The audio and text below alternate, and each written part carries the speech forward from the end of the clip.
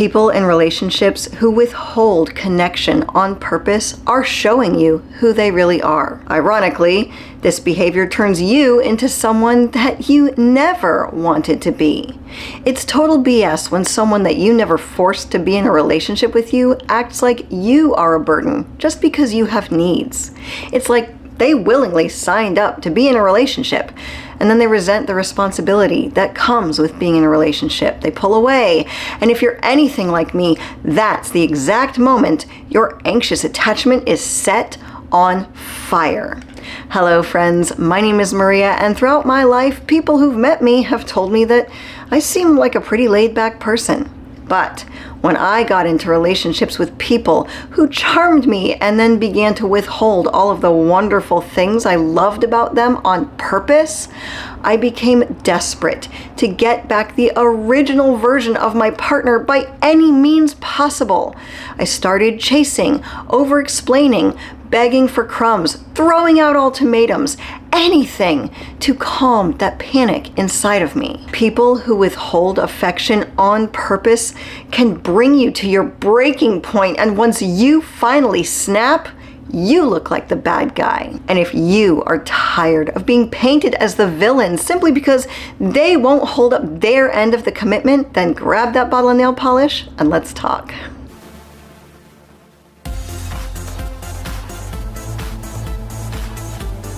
I've noticed a highly concerning trend lately on the thumbnails of channels where scammy how to get your ex back coaches take advantage of people who feel discarded and desperate.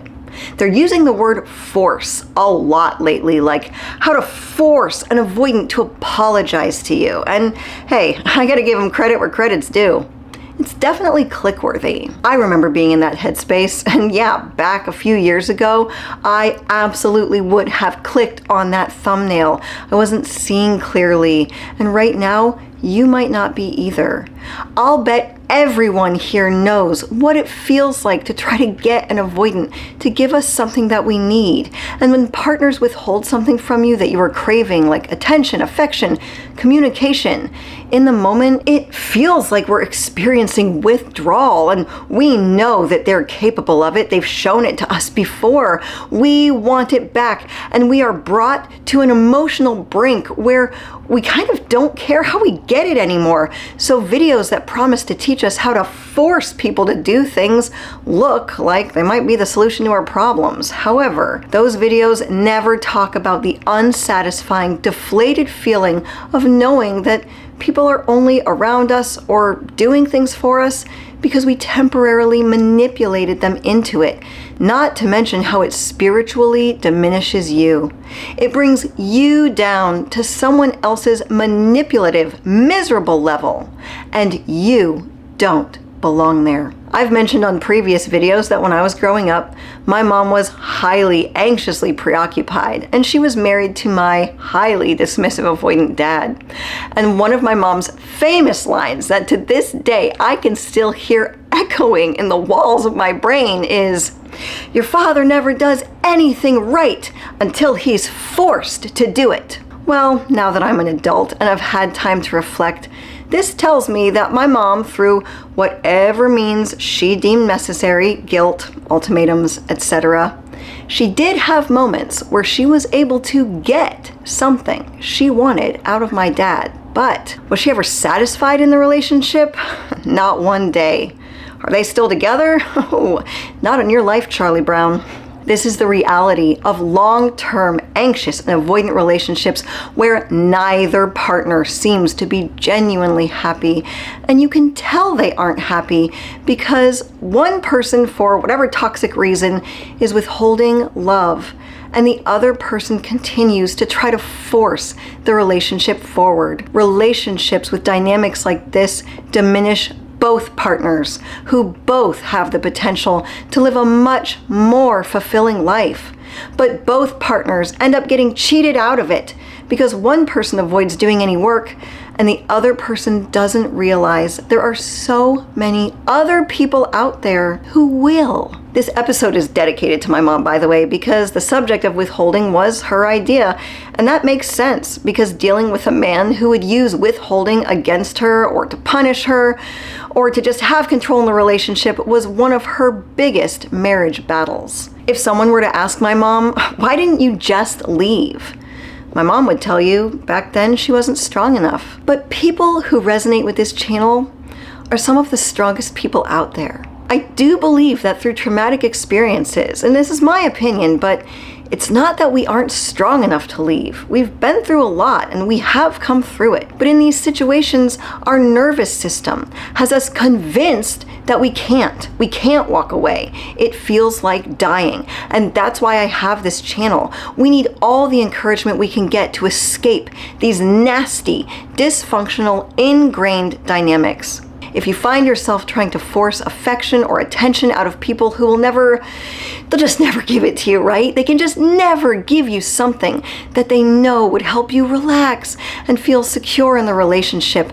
And they'll never allow you to feel like you're getting something that you want or something that you need to calm down that hunger inside of you. And yes, we can all meet our own needs. We are all capable of meeting our own needs, but don't forget, this other person, your partner, signed up for a relationship.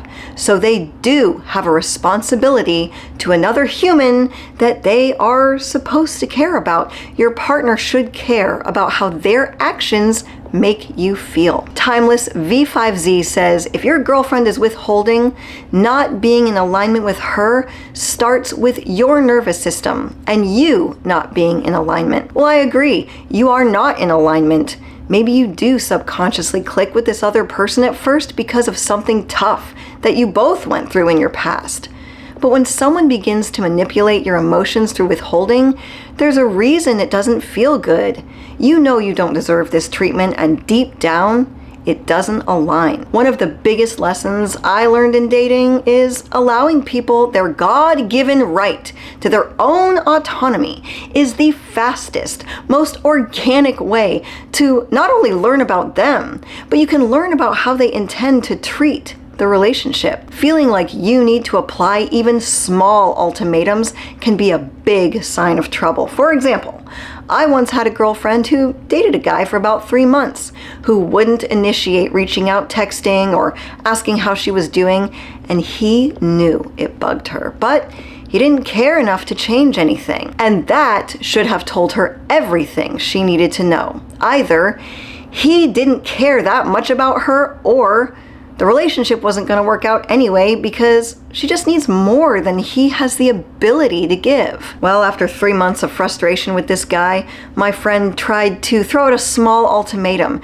telling him that if he wanted to keep seeing her, he had to please initiate texting her at least 2 times per week.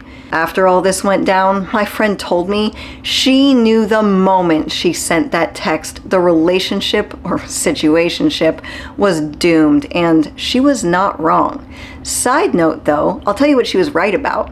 It was a situationship because he wasn't committing to her fully and he wasn't giving her as much attention as she wanted, and she had created a boundary that she was no longer going to give into hookup culture unless a guy had proven to her that he was all in the relationship just as much as she was. And even though she wasn't happy with the result, she got over this jerk in like a week and a half because she wasn't completely bonded to him. She also told me that this guy had been playing hot and cold with her since day one. Now look, anyone can have a bad day or a friggin' terrible week. But when someone is showing you the same anxiety, triggering, disappointing behaviors again and again and again and again, it's not a passing phase. It is a pattern. And anyone who has read the comments throughout my videos can see that avoidants do have a pattern. And it brings out our patterns of anxious behavior. People who avoid love exhibit patterns like right when you feel the most excited to see them, oh gosh, suddenly they're so tired. Or you bring up something vulnerable, they go silent. They will only talk to you or text you back about superficial subjects. Here's one of my big triggers. You become too nervous to ask them out to things that are important to you, like fun upcoming events, because you are terrified of their rejection to your invitation. And all of the fun times you guys have are always on their timeline. You feel more alone with them in the room than you do without them. I feel like there are more secure people out there who would turn tail and run when they started to feel this icky, unbalanced shift in the relationship. But for people with an anxious attachment or an abandonment wound, it's right when we should be realizing that maybe these people are a little unhealthy and unattractive. Our trauma brains do a flip. And now this person is suddenly a glittering prize whose crumbs of attention look so desirable. Well, not everything that glitters is gold. Welcome to the other half, where we know attraction is not just about looks. We also need to take care of the inner half. Because when you are with someone who's doing something to you that gives you a really sinking, terrible feeling in your gut, like maybe they blow you off, or they act like everyone else seems to command their respect and attention more than you, listen to that really uncomfortable feeling. It's trying to protect you. I asked viewers if they had ever been in a relationship with someone who withheld on purpose, and Aaron Hubler said, yep. For a while, when I was still seeing my ex-boyfriend as friends with benefits, well, to be honest, there really wasn't much friends or benefits happening. Every time I would intimately please him, he would say, oh, I'll do that for you next time. And let's just say next time never came, LOL. Yeah. Friends with benefits with an avoidant that we love only benefits them. Nick Oliva says, yes, I have. Is it because of the need to control? Is it some kind of punishment they give you for something you didn't even know that you did wrong? It's very confusing to be on the receiving end of withholding. Nick, I know that you're a member, and I think we should dive into this in a member video. I'm positive they have their own reasons that they will never disclose to you, but regardless of whatever reason they choose from, it all funnels down into the same bucket of it's probably not going to work out in your best interest in the long run. And if you try to force the relationship, you will be the one who gets hurt. Let them go. It's hard, but the people who are worth it do come back. And it gives you a more secure feeling in who you have around you, because you know that they want to be there and you can reasonably depend on them. These days, I've reclaimed my title as a pretty laid-back person. If someone is an adult, I don't try to force them to do anything. Take this channel, for example.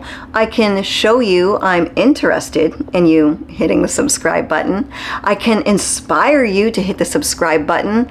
But if I forced you to hit the subscribe button using guilt or ultimatums, maybe I could get a couple of you to do it, but you wouldn't come back and watch any more videos because now the energy has changed. When you watch videos about how to force and manipulate someone into giving you what you want, that hunger inside of you propels you to click on that video initially, but by the end, you still feel anxious because, first of all, you aren't even sure if you can follow through with the terrible advice of trying to starve an avoidant for attention so it forces them to come back. And second of all, forcing people to do things is never satisfying. Love people in a way that allows them to feel free, but don't allow people to step in and out of your life whenever they please because it suits them. There is a difference. Let people do whatever they want and then watch what they want to do. You can find people you spark with who are excited to see you, and you won't feel like you're forcing their attention. Quite the opposite. Your laid-back confidence will naturally persuade them. If this video helped you, so will this one. My name is Maria Adriana. You did not have to live my life, but I certainly hope you can learn something from it. As always, thank you for visiting The Other Half.